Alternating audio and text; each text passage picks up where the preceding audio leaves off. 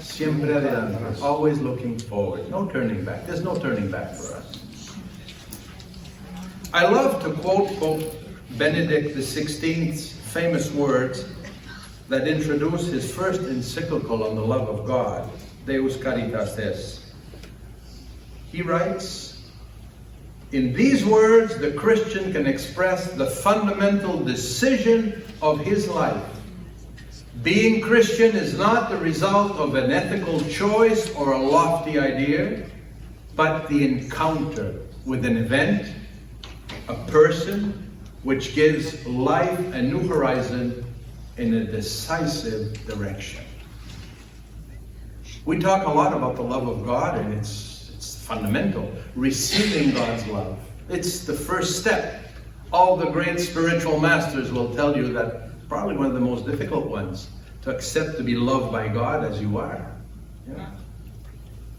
I read one day this saying that I could always use. God loves you just as you are, but he refuses to leave you that way. God loves you, knows you just as you are, but he refuses to leave you that way. He wants you to become better, holier, a freer person.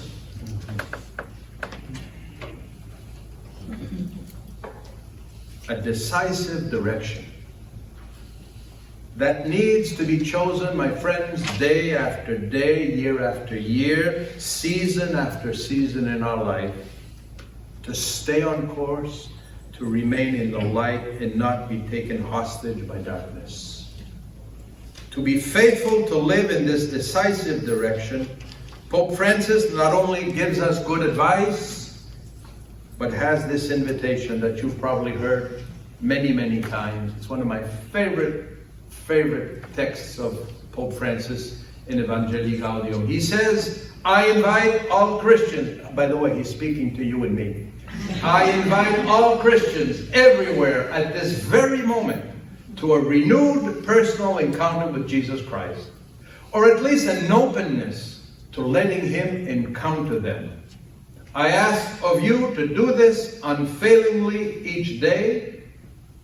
No one should think that this invitation is not meant for him or her, since no one is excluded from the joy brought by the Lord.